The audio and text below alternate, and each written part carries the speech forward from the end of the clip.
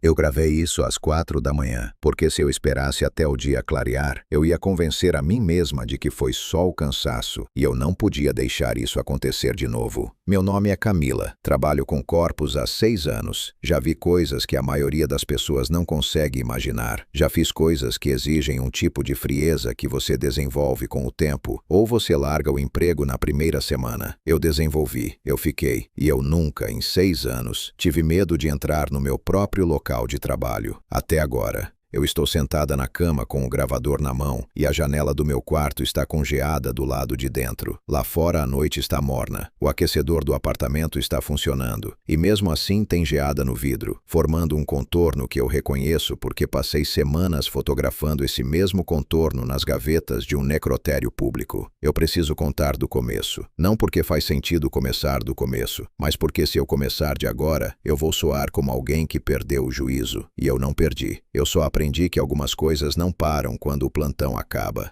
Eu trabalho no necrotério do Hospital São Geraldo há 6 anos. Entrei jovem, sem muito entender do que se tratava. Achei que ia durar 3 meses e acabei ficando porque descobri que o trabalho tem uma dignidade que ninguém de fora enxerga. Você cuida de alguém no momento mais silencioso da existência humana. Não tem como fazer isso por muito tempo sem desenvolver um respeito profundo por aquele silêncio. Durante anos a rotina foi previsível. Poucos casos por semana, protocolos bem estabelecidos, tudo dentro de uma ordem que dava para sustentar emocionalmente. Eu e Henrique dividíamos os turnos. Ele de dia, eu de noite. E havia uma tranquilidade nessa divisão. A gente se comunicava por bilhetes na mesa de entrada, porque nossos horários quase não se cruzavam. Mas havia algo reconfortante nisso. Saber que alguém estava do outro lado do turno. Que o trabalho continuava mesmo quando você não estava lá. Então o surto começou. Eu não vou entrar em detalhes sobre o que foi, porque todo mundo viveu aquilo de alguma forma. O que eu preciso que você entenda é o que acontece num necrotério quando o número de pessoas que chega começa a superar tudo que o espaço foi projetado para suportar. A Câmara Fria do São Geraldo tem capacidade para 60 e poucos corpos. Tem 2 fileiras de gavetas metálicas de cada lado, 3 andares de altura, compressores que funcionam 24 horas por dia e mantém tudo numa temperatura constante que eu aprendi a sentir na pele antes mesmo de olhar para o painel. É um ambiente frio, claro, cheirando a desinfetante industrial e a ar que não circula para fora. Com o tempo você para de notar, vira só o lugar onde você trabalha. No pico do surto, nós tínhamos 58 corpos naquela câmara. Os compressores nunca tinham trabalhado tanto. Eu ouvia o barulho deles do corredor, um zumbido grave e constante que entrava pelos ossos se você ficava parado perto da porta. A documentação que antes levava minutos passou a levar horas. Os protocolos foram adaptados, as formas foram simplificadas e havia uma sensação crescente de que a gente estava correndo atrás de algo que não ia deixar a gente alcançar. Mas eu ainda conseguia dormir, ainda conseguia separar o trabalho da vida, ainda acreditava que o que ficava naquela câmara ficava lá. Eu estava errada sobre essa parte, e vou te contar exatamente quando eu percebi. Se você está ouvindo isso e sente que essa história te tocou de alguma forma, me ajuda muito se você se inscrever no canal e deixar um like. Isso faz com que mais pessoas possam ouvir e eu consiga continuar gravando. Henrique sumiu numa segunda de manhã. Não me avisou pessoalmente. Não houve conversa. Não houve bilhete na mesa. 2 dias depois, a esposa dele ligou para o ramal do setor, dizendo que ele estava internado com complicações respiratórias e que ela não sabia quando ou se ele ia voltar. Eu ouvi isso em pé no corredor do necrotério, segurando uma prancheta com registros de entrada, e o único pensamento que passou pela minha cabeça foi: agora sou só eu. A coordenadora do setor me chamou no mesmo dia. Perguntou se eu conseguia cobrir os 2 turnos enquanto buscavam uma solução. Eu disse que sim, porque a alternativa era deixar o trabalho parado. E deixar o trabalho parado significava tratar aquelas pessoas como se fossem problema logístico e não seres humanos que mereciam ser vistos. Eu não conseguia fazer isso. A primeira noite sozinha foi estranha de um jeito que é difícil de explicar. Não aconteceu nada. Era exatamente isso que era estranho. O corredor estava vazio. Os compressores zumbiam do jeito de sempre. A documentação seguiu o protocolo normal. E eu fiz tudo certo.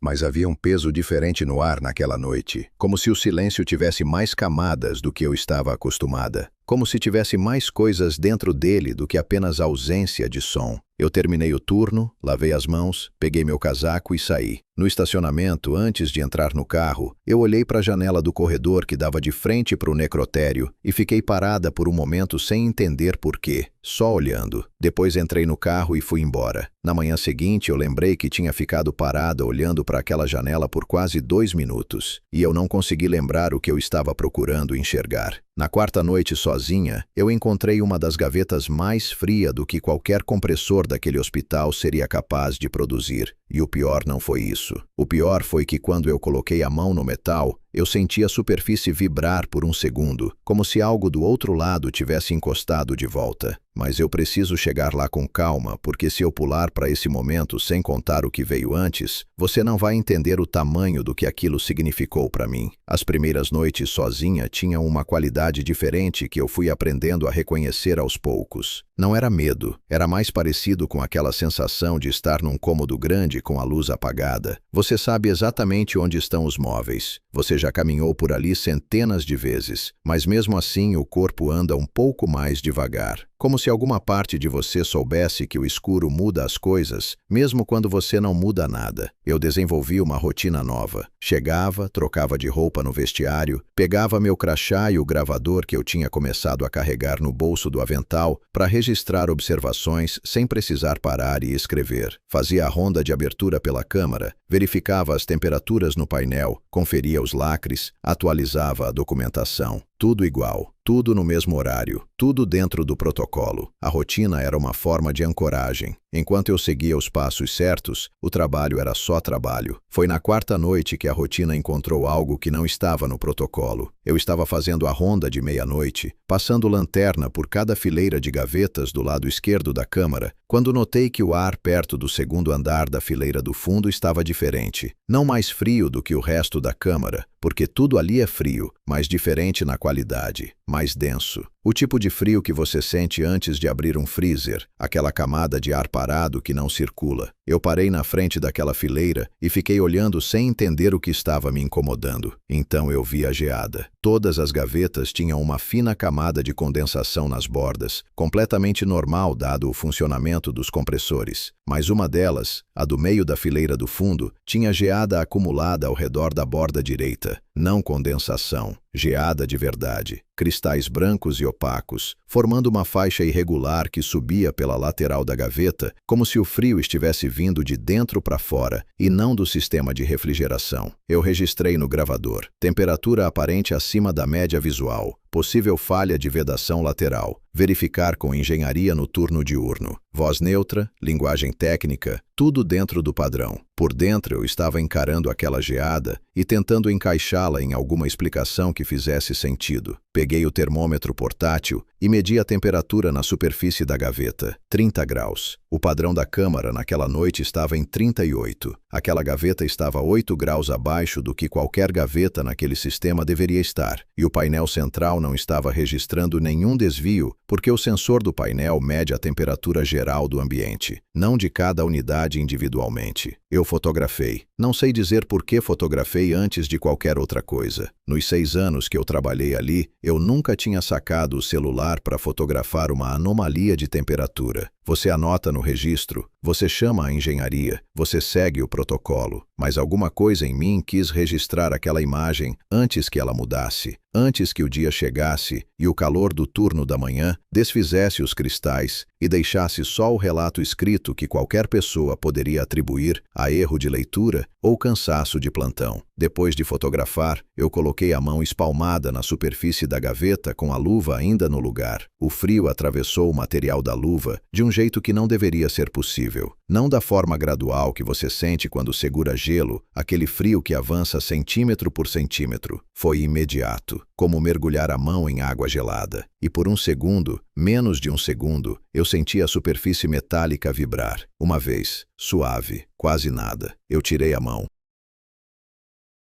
Fiquei olhando para a gaveta por um tempo que não consigo estimar. Depois escrevi no registro físico: desvio de temperatura na fileira 3, gaveta do meio, 8 graus abaixo do padrão. Verificação solicitada. Terminei a ronda, fechei a câmara, fui para a sala de registros e sentei na cadeira sem ligar o computador por uns 10 minutos. A engenharia veio no dia seguinte. Testaram a vedação, mediram a temperatura, encontraram tudo dentro dos parâmetros normais. Me disseram que variações pontuais acontecem, que o sistema se autorregula, que provavelmente foi uma leitura imprecisa do termômetro portátil. Eu agradeci, anotei a visita no registro e não disse nada sobre a vibração. Naquela noite eu fiz a ronda e fui direto para aquela gaveta antes de qualquer outra. A geada tinha voltado, exatamente no mesmo lugar, exatamente o mesmo padrão, 8 graus abaixo, cristais na borda direita. E desta vez eu olhei de perto, com a lanterna bem na superfície, e os cristais não estavam distribuídos de forma aleatória. Havia uma concentração maior num ponto específico da borda, uma área densa com ramificações que saíam de um centro definido, como se o frio tivesse uma origem, um ponto de onde tudo partia. Eu não coloquei a mão de novo naquela noite, mas tirei outra foto.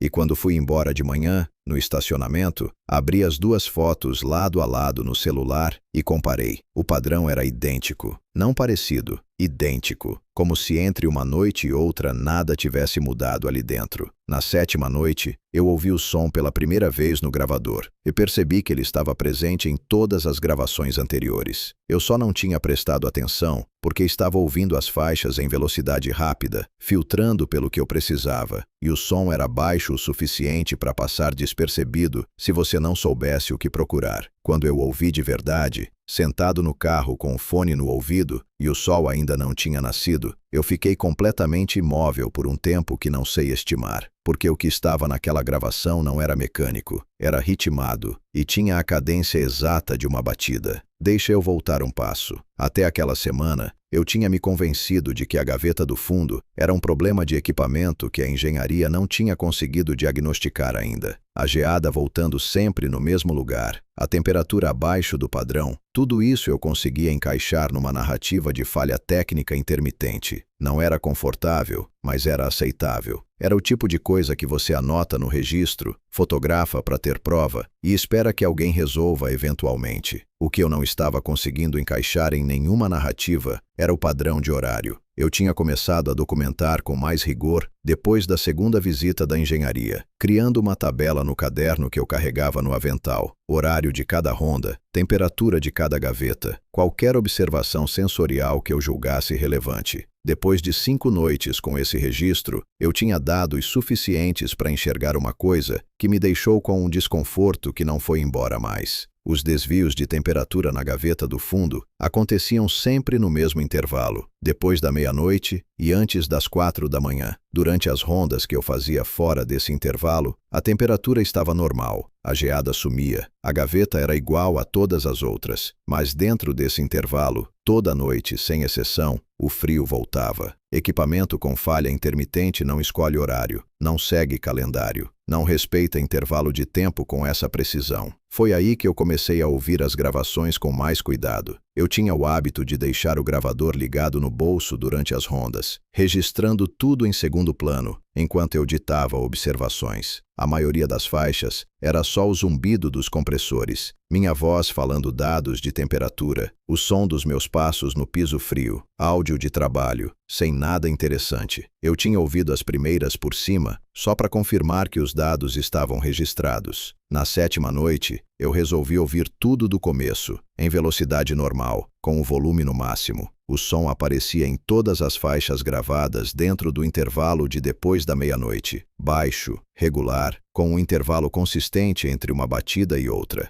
Não era o compressor, porque o compressor tem um zumbido contínuo. E esse som tinha pausa, tinha ritmo, tinha intenção. Não era estrutural, porque barulho de estrutura não mantém cadência. Era uma batida. Como alguém que bate com o nó dos dedos numa superfície. Não com força, mas com repetição. Como alguém esperando que do outro lado alguém responda. Eu ouvi aquele som por uns 20 minutos dentro do carro, e depois tirei o fone do ouvido e fiquei olhando para o para-brisa sem pensar em nada de específico.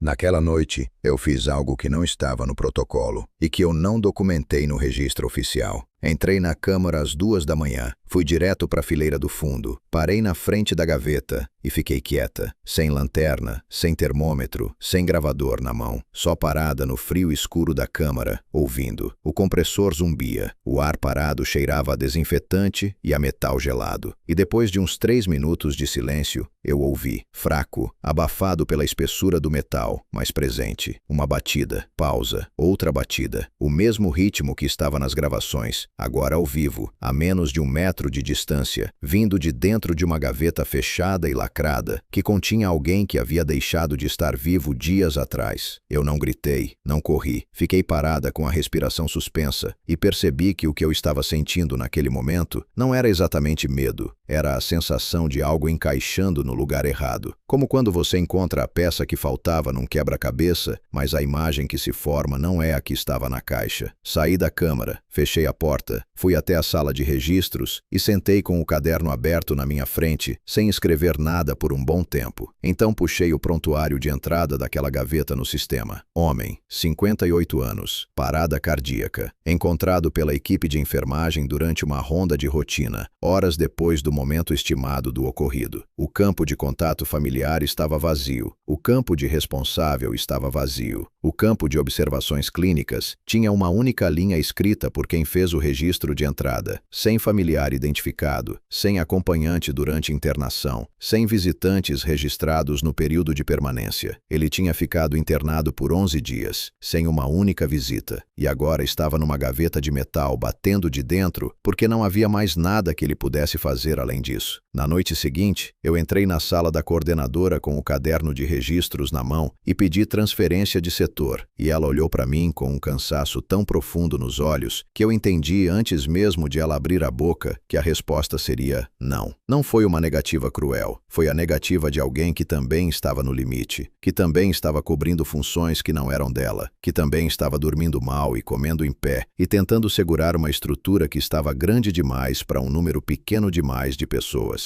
Ela disse que entendia, que ia tentar encontrar uma solução, que precisava de alguns dias. Eu disse tudo bem e voltei para o corredor com o caderno debaixo do braço, sabendo que alguns dias significava tempo indefinido e que eu ia continuar sozinha naquele necrotério por noites que eu ainda não conseguia contar. Eu tomei uma decisão naquele corredor. Se eu ia continuar diferente. Ia documentar tudo com um rigor que eu nunca tinha aplicado antes. Não só temperatura e horário, mas tudo. Cada detalhe sensorial, cada variação por menor que fosse, cada coisa que eu via ou sentia ou ouvia dentro daquela câmara. Não porque eu tinha um plano, mas porque documentar era a única forma de transformar o que estava acontecendo em algo que eu conseguia olhar de frente, sem entrar em colapso. A coordenação me deu permissão para instalar um termômetro digital fixo na fileira do fundo, com registro automático a cada 15 minutos. Justifiquei como monitoramento preventivo de equipamento. Eles aprovaram sem questionar, porque ninguém tinha energia para questionar nada que parecesse razoável naquele momento. O primeiro relatório do termômetro fixo confirmou tudo que eu já sabia e acrescentou algo que eu não esperava. A temperatura da gaveta do fundo caía de forma gradual ao longo da madrugada, atingia o pico mais baixo entre 2 e 3 da manhã e subia de volta antes do amanhecer, todo dia, com uma regularidade que parecia respiração, como se aquilo tivesse um ciclo próprio, um ritmo biológico que não dependia de nenhum sistema mecânico. Eu olhei para esse gráfico por um longo tempo e pensei numa coisa que eu nunca tinha pensado antes em 6 anos de trabalho. A gente passa a vida inteira aprendendo que depois que alguém vai embora, o corpo é só o que sobra, que o que fazia aquela pessoa ser ela mesma já não está mais lá. A gente aprende isso porque é necessário, porque sem essa crença, o trabalho seria impossível. Mas olhando para aquele gráfico com aquele ciclo perfeito de frio subindo e descendo como maré, eu senti pela primeira vez uma dúvida real sobre o que exatamente eu estava guardando naquelas gavetas. Foi nessa semana que eu decidi entrar na câmara com o celular filmando. Entrei às 2h20 da manhã, câmera ligada, gravador no bolso, lanterna na mão esquerda. Fui direto para a fileira do fundo.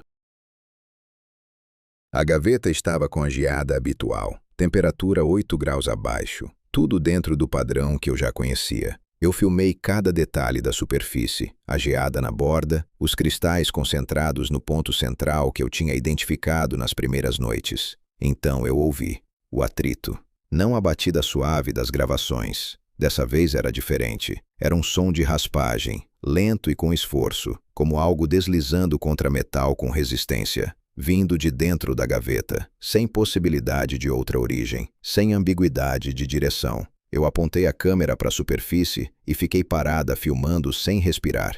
O som durou uns 40 segundos. Depois parou. Eu estendi o braço devagar e coloquei a palma da mão espalmada na superfície da gaveta. O frio atravessou a luva igual às outras vezes, imediato e fundo, e a raspagem não voltou. Ficou um silêncio que tinha peso, o tipo de silêncio que existe quando algo parou não porque terminou, mas porque percebeu que não estava mais sozinho. Eu disse em voz baixa, quase sem querer, "Você está aí." Não como pergunta, como constatação. E a temperatura dentro da câmara caiu 2 graus em menos de 1 minuto. O termômetro fixo registrou. Eu vi o display mudar enquanto ainda estava com a mão no metal. Saí da câmara, fui até o banheiro, abri o vídeo no celular e assisti. A filmagem mostrava a superfície da gaveta, a geada, minha mão se aproximando. Mas o som estava lá, claro, inconfundível. Raspagem metálica vinda de dentro de um espaço fechado. Eu assisti 3 vezes. Na terceira vez eu percebi que minha mão estava tremendo segurando o celular. No dia seguinte eu fui até a coordenadora de novo. Dessa vez não pedi transferência. Pedi que ela me encaminhasse para o serviço de saúde mental do hospital. Ela concordou imediatamente, com aquele alívio discreto de quem interpreta o pedido como sinal de autocuidado, e não como o que era de verdade, que era eu tentando encontrar alguém que pudesse me dizer que eu estava enganada sobre o que estava vivendo. A psicóloga era competente, paciente, conhecia bem o perfil de esgotamento em profissionais de saúde em crise prolongada. Ela explicou com clareza como o isolamento afeta a percepção, como o cérebro cansado cria padrões onde não existem, como sons ambientes ganham significado emocional quando a pessoa está no limite. Tudo correto, tudo aplicável a qualquer situação parecida com a minha, exceto que nenhuma explicação sobre percepção alterada muda o que o termômetro fixo registrou. Equipamento não alucina, gráfico não inventa ciclo. E o som no vídeo do celular estava lá independente do estado emocional de quem filmou. Eu saí da sessão com uma indicação de retorno na semana seguinte, e a certeza de que ia precisar resolver aquilo sozinha. Porque o que estava acontecendo na Câmara Fria do São Geraldo não cabia em nenhuma categoria que qualquer pessoa daquele hospital estava preparada para receber. Naquela noite eu entrei na Câmara determinada a fazer algo diferente. Não documentar, não medir, não analisar. Só ficar parada no escuro e ver o que acontecia quando eu parava de tratar aquilo como problema técnico e começava a tratar como o que parecia ser. E o que aconteceu naquela noite foi a coisa mais perturbadora que eu já vivi dentro daquele lugar. Porque pela primeira vez, a geada na superfície da gaveta formou algo que não era aleatório, que não precisava de interpretação, que qualquer pessoa olhando sem nenhum contexto teria reconhecido imediatamente a forma de uma mão. Completa, dedos separados, palma definida, encostada no metal de dentro para fora, como alguém que apoia a mão numa janela tentando ser visto de fora. Eu abri a gaveta naquela noite. Sei que não devia. Sei que não estava no protocolo, que não havia justificativa documentável, que qualquer colega que soubesse teria me olhado com a mesma expressão que a psicóloga usava quando eu falava sobre os sons. Mas a impressão daquela mão no metal tinha mudado alguma coisa em mim que eu não conseguia mais ignorar, e eu precisava ver o que estava dentro com os meus próprios olhos, antes que qualquer outra coisa acontecesse. Eu deslizei a gaveta devagar. O trilho fez aquele som metálico suave que eu conhecia de cor. O mesmo som de todo dia, mas naquela noite ele pareceu mais alto do que o normal, como se a câmara inteira estivesse em silêncio, esperando por aquele momento. O frio que saiu de dentro era diferente do frio da câmara, mais concentrado, mais seco, como o ar de dentro de um freezer muito antigo que nunca foi aberto. O lacre estava intacto, a identificação estava no lugar. Tudo exatamente como eu tinha verificado antes, como deveria estar. Mas a temperatura interna que o termômetro marcou quando eu posicionei o sensor foi 15 graus abaixo do que o sistema da câmara registrava. 15 graus.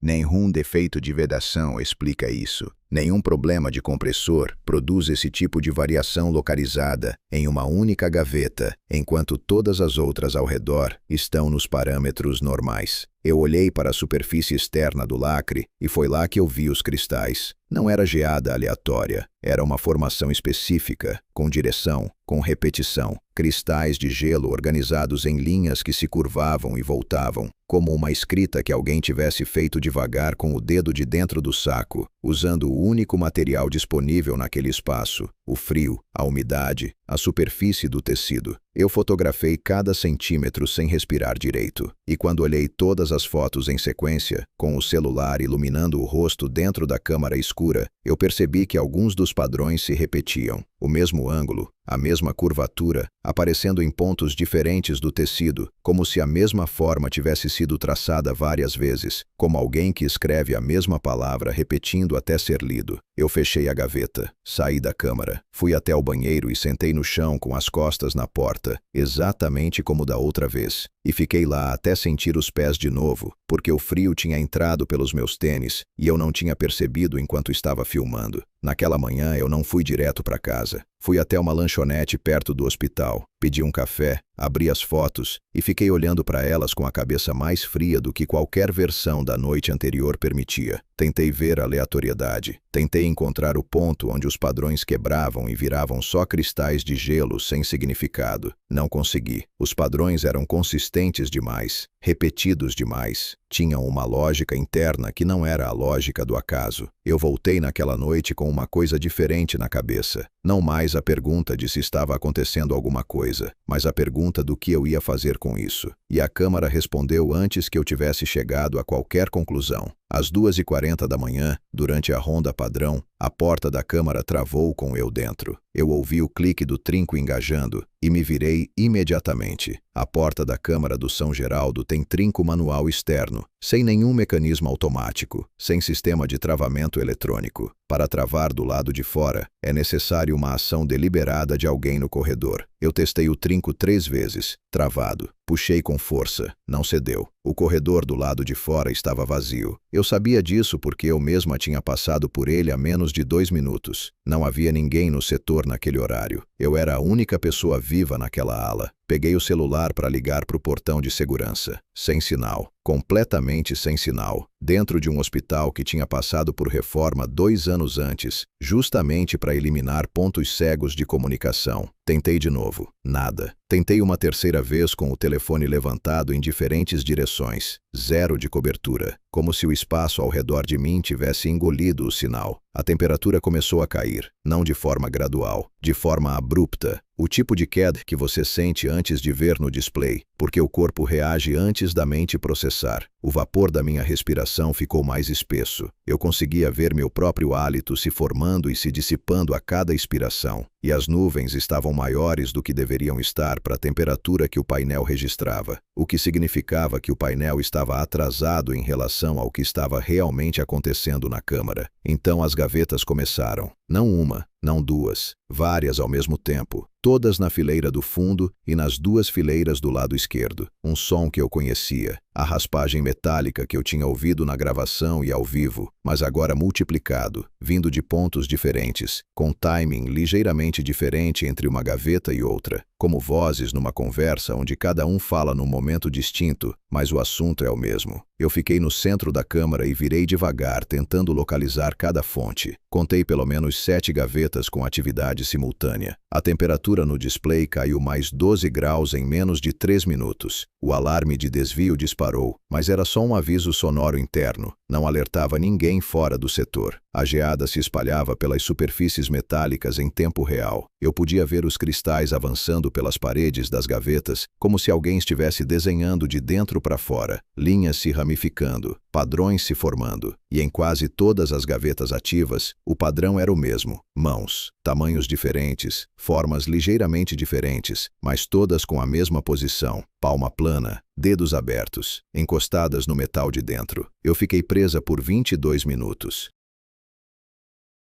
22 minutos no meio daquilo, vendo e ouvindo e sentindo um frio que não era mecânico, que não tinha explicação nos sistemas daquele hospital, que existia por uma razão que eu ainda não estava pronta para nomear em voz alta. A porta destravou sozinha. O clique do trinco liberando foi o som mais alto que eu ouvi naquela noite. Eu empurrei a porta, saí para o corredor e o ar morno do hospital bateu no meu rosto como se eu tivesse saído de dentro de outro lugar completamente diferente. O corredor estava vazio, sempre esteve. Eu sentei no chão do corredor com as costas na parede fria e olhei para a porta da câmara fechada à minha frente por um tempo que não sei medir. E o que eu pensei não foi sobre o inexplicável, não foi sobre o medo, não foi sobre como eu ia relatar aquilo para alguém. O que eu pensei foi que havia 7 gavetas com mãos pressionadas de dentro, e eu conhecia o prontuário de uma delas. Mas e as outras 6? Todas as 7 gavetas que mostraram atividade naquela noite tinham uma coisa em comum. E quando eu descobri isso no dia seguinte, sentada na lanchonete com os prontuários abertos no sistema pelo celular, eu precisei colocar o café para baixo, porque a mão estava tremendo demais para segurar o copo. Todas as 7 pessoas tinham morrido sozinhas, sem familiar presente, sem acompanhante, sem ninguém ao lado no momento em que foram embora. Não era coincidência de prontuário, não era característica do surto, porque a câmara tinha mais de 50 casos armazenados e a maioria não mostrava nenhuma atividade. Eram exatamente essas 7. As 7 que não tinham tido uma mão humana segurando a delas quando saíram. Eu fechei o sistema e fiquei olhando para a parede da lanchonete por um tempo. 6 anos trabalhando com morte me ensinaram a separar o profissional do pessoal. Ensinaram a olhar para um prontuário e ver dados, não história. Ensinaram que manter distância não é frieza, é necessidade. Mas naquele momento, a distância profissional era inútil, porque o que eu estava olhando não era mais dado, era padrão. E o padrão dizia uma coisa muito específica sobre o que estava acontecendo naquela câmara depois da meia-noite. Naquela tarde, antes do turno, eu fiz algo que nunca tinha feito em 6 anos. Sentei no vestiário antes de trocar de roupa e ouvi todas as gravações das últimas 2 semanas em sequência, do começo ao fim, com fone no ouvido e caderno no colo. 4 horas de áudio. Minha própria voz ditando dados de temperatura intercalada com os sons que eu tinha aprendido a reconhecer. As batidas suaves das primeiras noites, a raspagem que veio depois, e algo que eu não tinha percebido antes porque nunca tinha ouvido tudo em sequência. A frequência dos sons tinha aumentado de forma gradual e consistente ao longo das semanas. Nas primeiras gravações eram raros, espaçados, quase imperceptíveis. Nas últimas eram constantes dentro do intervalo da madrugada, sobrepostos, vindos de múltiplas gavetas ao mesmo tempo, como se algo que começou pequeno e incerto tivesse crescido à medida que as noites passavam, como se a presença de alguém ouvindo tivesse alimentado o que estava tentando se manifestar. Essa percepção me deixou com um desconforto diferente dos anteriores. Não era o medo do inexplicável, era a sensação de responsabilidade, de que eu, sem querer, tinha me tornado parte daquilo só por ter ficado ali ouvindo noite após noite. Entrei no turno com essa sensação pesando e fui direto rever as gravações do sistema de câmeras do corredor. Eu tinha evitado fazer isso antes porque alguma parte de mim não queria confirmação do que as gravações de áudio já tinham sugerido. Mas depois daquela noite presa dentro da câmara, eu precisava saber o que o corredor tinha registrado do lado de fora. Sentei na sala de monitoramento com acesso liberado pela coordenação e fui retroagindo faixa por faixa, noite por noite. O corredor estava sempre vazio nos registros. Nenhuma figura, nenhuma sombra, nenhum movimento que não fosse eu mesma entrando e saindo da câmara nos horários que eu conhecia. Mas havia algo que eu não esperava encontrar e que me fez parar a reprodução e voltar o trecho 3 vezes para ter certeza do que estava vendo. Em múltiplas gravações, depois de eu sair da câmara, eu parava no corredor. Não por alguns segundos, por minutos. Parada na frente da porta fechada, de costas para a câmera do corredor, imóvel. Uma vez por quase 4 minutos, outra por mais de 2. Parada e olhando para a porta como se esperasse que ela fizesse alguma coisa. Eu não tinha memória de nenhum desses momentos. Lembrava de entrar, lembrava de sair, lembrava do percurso até a sala de registros ou até o banheiro.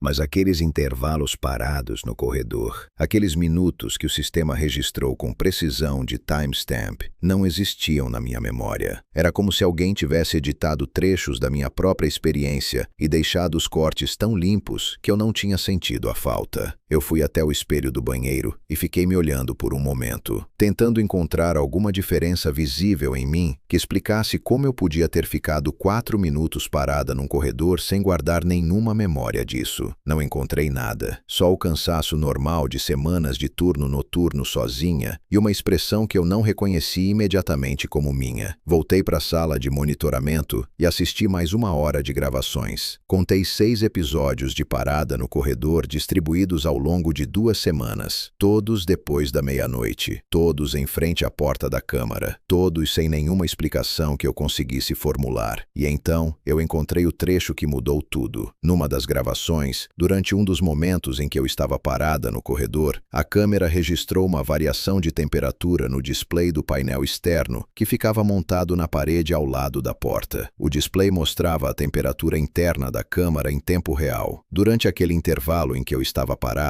o display desceu 8 graus, ficou estável por 2 minutos e voltou ao normal logo depois que eu me movi e fui embora. O frio da câmara reagia à minha presença do lado de fora, ou o que estava dentro da câmara reagia à minha presença do lado de fora. A diferença entre essas duas afirmações parecia pequena, mas não era. E eu sabia que a resposta certa era a segunda, porque equipamento não reage à presença, só consciência reage à presença. Naquela noite eu não evitei a câmara, fui direto para ela ao chegar, antes mesmo de fazer a ronda de abertura, antes de verificar qualquer temperatura ou atualizar qualquer registro. Entrei, fiquei parada no centro e desta vez eu não fui lá documentar. Fui lá com uma pergunta real que eu precisava de alguma forma tentar fazer. O que vocês precisam de mim? E a resposta veio de um jeito que eu não estava preparada para receber. Quando eu perguntei em voz alta o que eles precisavam de mim, a câmara inteira ficou em silêncio por exatos 3 segundos. Depois, todas as 7 gavetas ativas responderam ao mesmo tempo com uma batida única, seca, simultânea, como uma resposta que não precisava de tradução. Eu não saí correndo. Fiquei parada processando o que tinha acabado de acontecer, porque uma coisa é ouvir sons isolados que você pode atribuir ao equipamento, à fadiga, à sugestão. Outra coisa completamente diferente é fazer uma pergunta e receber uma resposta coordenada de 7 pontos diferentes no mesmo instante preciso. Isso não é coincidência, isso é comunicação. Eu respirei fundo e disse em voz alta: eu estou ouvindo, podem continuar. O que veio depois foi diferente de tudo que eu tinha experimentado até então. Não foi um som novo, não foi uma variação de temperatura, não foi geada formando padrões. Foi o silêncio que desceu sobre a câmara depois que eu falei aquelas palavras. Um silêncio diferente do silêncio mecânico dos compressores. Um silêncio que tinha textura, que tinha peso, que parecia ocupar o espaço entre mim e as gavetas como algo vivo. E dentro desse silêncio eu entendi, não com a cabeça, mas com alguma parte mais funda de mim que funciona antes do raciocínio, que o que essas 7 pessoas precisavam não era explicação, não era resolução, não era nada que eu pudesse encontrar em nenhum protocolo, era simplesmente isso: alguém presente, alguém que ficasse no mesmo espaço sem tentar fugir, sem tentar racionalizar, sem tratar aquele momento como anomalia a ser documentada e arquivada. Eles precisavam de testemunha. Eu fiquei dentro da câmara por 40 minutos naquela noite, sem fazer nada além de estar lá, sem celular na mão, sem gravador ativo, sem termômetro. Só eu em pé no centro do espaço, com as mãos juntas na frente do corpo, como alguém que comparece a um velório quando não tem palavras, mas sabe que a presença importa mais do que qualquer coisa que pudesse dizer. Saí às 3h20 da manhã. A temperatura da câmara estava estável. As gavetas estavam em silêncio. A geada nos painéis não tinha avançado. E pela primeira vez desde que Henrique sumiu, eu fui para a sala de registros, sentei na cadeira e não fiquei olhando para a parede. Trabalhei, atualizei a documentação, organizei os relatórios pendentes, fiz tudo o que precisava ser feito com uma clareza de cabeça que eu não tinha há semanas. Não sei explicar por que ficar lá presente sem tentar resolver nada foi o que mudou o estado da câmara, mas foi.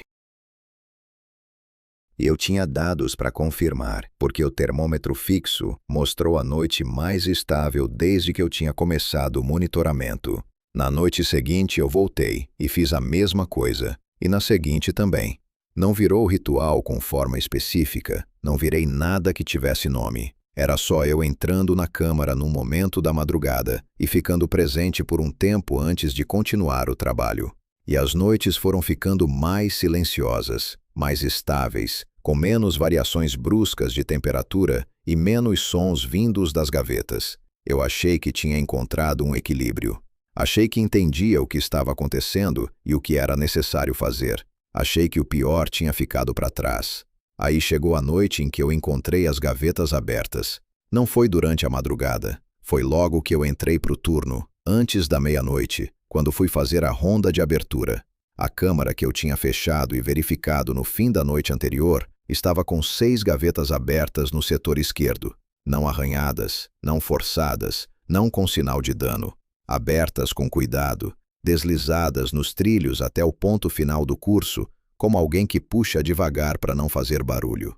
Eu parei na entrada e fiquei olhando por um momento antes de entrar. Os lacres estavam intactos em todos os casos. As identificações estavam no lugar. Tudo o que devia estar dentro ainda estava dentro, na posição correta. Mas os corpos dentro de cada gaveta aberta estavam reposicionados, não de forma violenta, não deslocados, mas ajustados. Alguns voltados para as gavetas abertas do lado oposto, como se quisessem ver a frente da câmara. Outros com os braços em posições diferentes das que eu tinha verificado na última ronda. Não pelo deslocamento natural que acontece com o tempo, mas por movimentação que tinha direção e intenção. E nas paredes internas de cada gaveta aberta, havia geada formando o mesmo padrão. Não mãos dessa vez, rostos.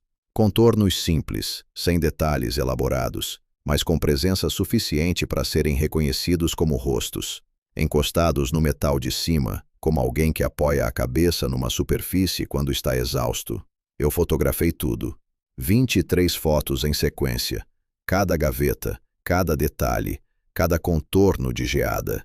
E quando terminei, eu fechei cada gaveta devagar, uma por uma, com o mesmo cuidado com que você fecha uma porta quando não quer acordar ninguém. Fui até a sala de registros e sentei. Olhei para o relatório que precisava preencher. Campo de observações piscando no sistema, esperando input. Escrevi: variação de temperatura no setor esquerdo.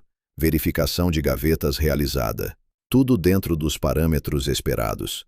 Fechei o relatório, porque o que eu tinha visto não cabia em nenhum campo, de nenhum formulário, de nenhum hospital. E porque eu sabia que mesmo que coubesse, ninguém ia ler aquele relatório e entender o que eu estava tentando dizer. Ninguém que não tivesse estado lá ia conseguir ler aquilo e não achar que eu tinha perdido o controle. Mas eu não tinha perdido. Eu estava entendendo. Finalmente entendendo de verdade o que aquele lugar estava me mostrando há semanas.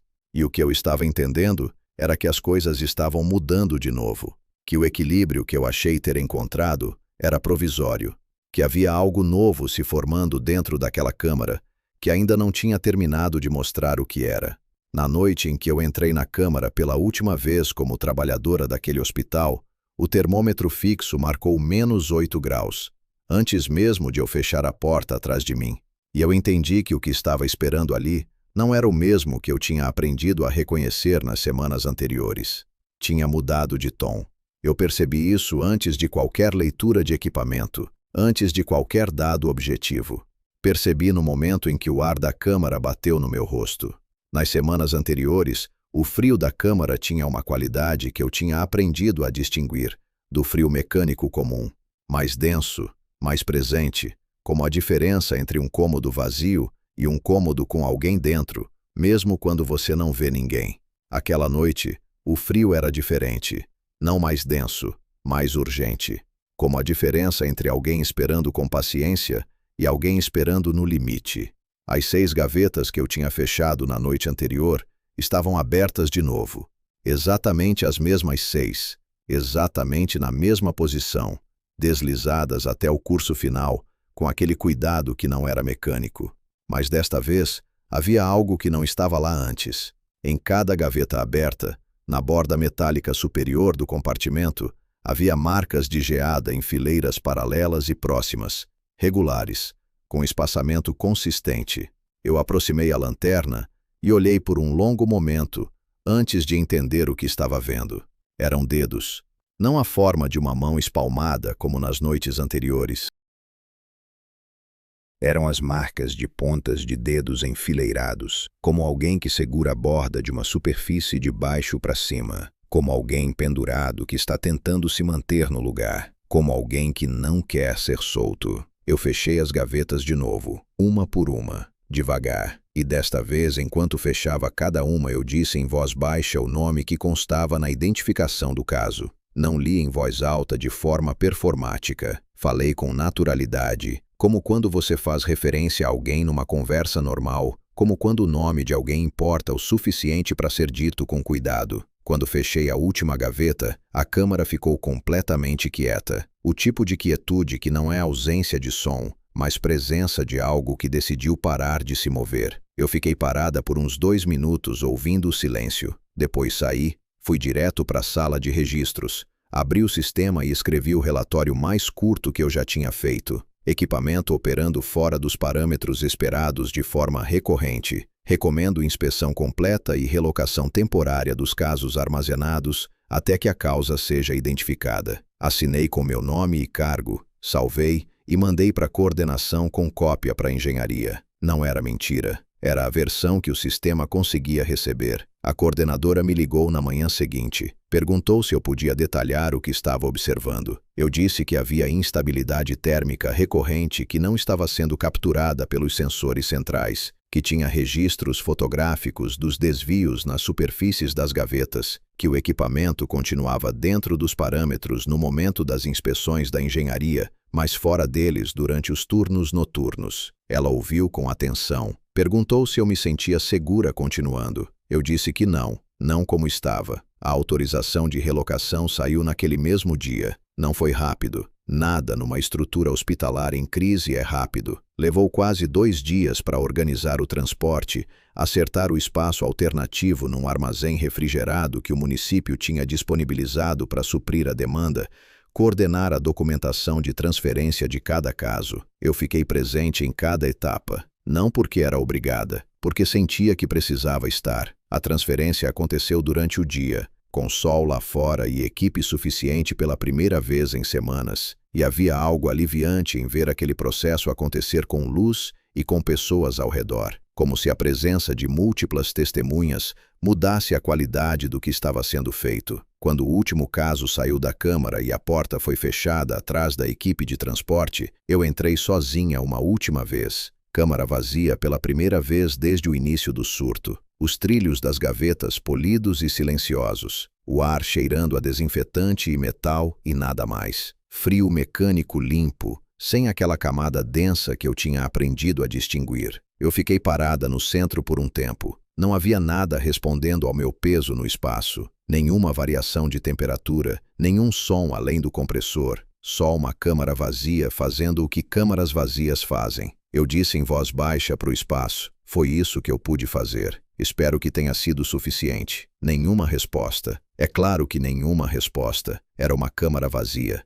Mas eu senti, e sei que soa absurdo, e não me importo mais em soar absurdo. Eu senti que o espaço estava diferente do que estava antes de entrar. Como quando você fecha uma janela que estava aberta há muito tempo e o cômodo muda de qualidade sem que nada visível tenha mudado. Fui para a coordenação. Entreguei o relatório final da transferência e pedi formalmente a mudança de turno que eu deveria ter pedido semanas antes. Aprovação imediata, sem perguntas, com um alívio visível nos olhos da coordenadora que me disse mais do que qualquer conversa. Fui para o estacionamento, sentei no carro e percebi que era a primeira vez em semanas que eu estava saindo do hospital sem olhar para trás. Fui direto para casa, tomei banho demorado, comi alguma coisa. Deitei antes das 10 da noite pela primeira vez desde que Henrique tinha sumido. E dormi, profundamente, sem fragmentos, sem acordar no meio da madrugada com aquela sensação de que algo precisava de atenção. 3 semanas de sono normal. 3 semanas sem termômetro, sem gravador, sem câmera, sem a câmara fria e tudo que ela tinha me ensinado. 3 semanas em que eu quase convenci a mim mesma de que estava do outro lado daquilo. Quase. Na 21ª noite depois da transferência, eu acordei às 3:30 da manhã, com o quarto inteiro cheirando a metal frio e desinfetante, e quando abri os olhos, o vidro da janela estava coberto de geada do lado de dentro. Não do lado de fora, de dentro. Eu fiquei deitado olhando por alguns segundos sem me mover, com aquela lucidez estranha de quando o corpo acorda antes da mente e os dois ficam em estados diferentes por um momento. Depois me sentei devagar na cama e olhei para o vidro com atenção. A geada cobria quase toda a extensão inferior da janela. Não condensação, não umidade, mas cristais brancos e opacos formados sobre o vidro aquecido de um apartamento com aquecedor central, funcionando numa noite de temperatura morna lá fora. Termodinamicamente impossível, visualmente inegável. Eu me levantei e fui até a janela. Encostei a ponta do dedo no vidro e o frio que veio do contato era o mesmo frio das gavetas, idêntico. Aquele frio que não é só temperatura baixa, mas qualidade específica, densa, que atravessa antes de esfriar. A geada tinha forma. No canto inferior direito da janela, os cristais estavam concentrados num padrão que eu reconheci antes de terminar de processar o que estava vendo. Não uma mão dessa vez, algo menor, uma série de marcas paralelas, curvas, organizadas numa linha horizontal como alguém que arrasta os dedos devagar por uma superfície para deixar rastro. Como uma assinatura que não tem alfabeto, mas tem intenção. Eu recuei um passo e fiquei parada no meio do quarto às 3:30 da manhã olhando para aquilo. A primeira coisa que pensei, e eu sei que parece absurdo, foi que eu não estava com medo. Estava com aquela sensação que aparece quando algo que você sabia que ia acontecer, finalmente acontece. Um misto de confirmação e peso, como quando uma notícia ruim que você estava esperando chega, e o sentimento principal não é surpresa, mas o cansaço de ter esperado. Eu sabia desde a Câmara que isso era uma possibilidade. Tinha lido sobre isso na pesquisa que fiz. Tinha encontrado o relato da técnica que descreveu exatamente esse tipo de continuidade depois de deixar o trabalho. Tinha arquivado essa informação numa gaveta mental que eu esperava nunca precisar abrir. A gaveta tinha sido aberta para mim. Fui até a cozinha, fiz um chá que não tomei, voltei para o quarto e sentei na beirada da cama olhando para o vidro. A geada estava estável, não avançando, não diminuindo, só presente. Como algo que chegou, encontrou o lugar e está esperando para ver o que acontece. Eu disse em voz baixa para o quarto vazio: "Eu sei que você está aí." A geada não mudou, nenhum som, nenhuma variação de temperatura além do frio no vidro. Mas havia aquela qualidade de silêncio que eu tinha aprendido a reconhecer na Câmara, o silêncio que existe quando algo está ouvindo. Fui dormir de novo às 4:30, não porque resolvi alguma coisa, porque estava cansada, e porque apressar o que ainda não tinha forma não ia ajudar ninguém. De manhã a geada tinha sumido. O vidro estava normal, temperatura ambiente, sem rastro, mas eu tinha fotos. E eu tinha o cheiro que ainda estava no ar do quarto quando acordei. Metal frio e desinfetante, tênue, mas presente, como a memória de um lugar que você carregou na roupa sem perceber. Continuei indo trabalhar, turno diurno, intake e documentação, sem câmara fria, sem madrugada. A rotina diurna era diferente do que eu esperava, não mais simples, só mais visível, mais acompanhada. Havia outras pessoas no corredor, havia luz natural entrando pelas janelas, havia conversas e pausas para café, e todos os elementos de um trabalho que acontece dentro do dia. E havia aquela sensação permanente de que uma parte de mim havia ficado do outro lado do turno. A geada voltou na janela 3 noites depois. Mesmo horário, mesmo vidro, padrão diferente. Desta vez os cristais formavam algo que levou um momento para eu reconhecer. E quando reconheci, eu precisei sentar. Era o contorno de um rosto. Simples, sem detalhes, só o contorno. Como os que eu tinha fotografado na câmara nas gavetas abertas, aqueles rostos encostados no metal,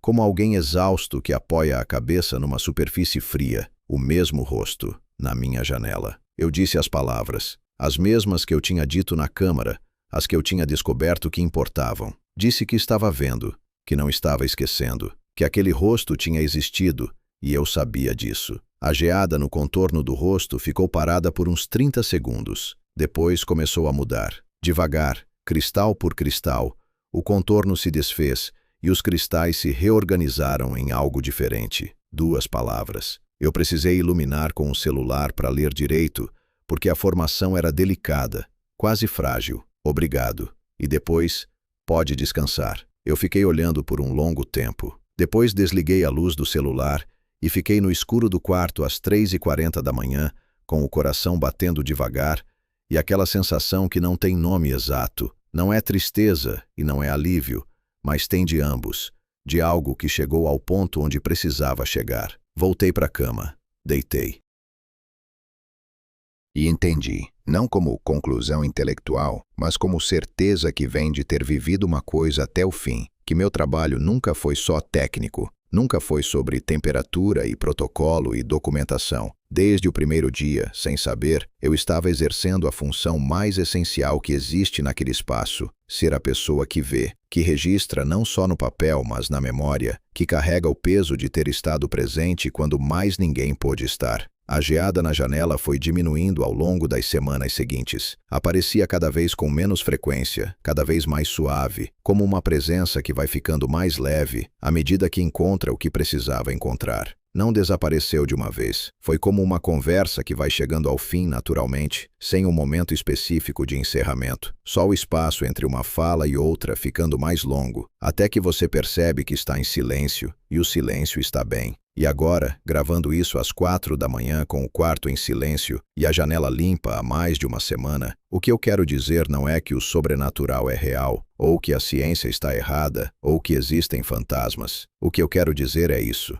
Existe um tipo de abandono que é mais profundo do que qualquer distância física. É o abandono de não ser visto, de passar pelo momento mais definitivo da existência, sem que nenhuma presença humana registre que você estava ali. E quando isso acontece em escala, quando um surto faz com que dezenas de pessoas cheguem ao fim sozinhas num quarto de hospital, sem uma mão, sem um nome dito em voz alta, sem ninguém que olhe de volta, algo fica suspenso. Não sei o nome desse algo, só sei que ele procura o que não recebeu e que às vezes encontra. A pergunta que eu não consigo parar de pensar e que quero deixar para você que está ouvindo isso agora é essa. Se você soubesse que alguém morreu completamente sozinho, sem que ninguém percebesse na hora, sem velório, sem nome dito, sem nenhuma forma de reconhecimento, o que você faria com essa informação? Você conseguiria simplesmente seguir em frente, ou algo em você precisaria parar e reconhecer que aquela pessoa existiu? Pensa nisso e me fala nos comentários. Se essa história te tocou de alguma forma, deixa o like e se inscreve no canal. Isso ajuda muito e faz com que mais pessoas possam ouvir o que precisa ser ouvido.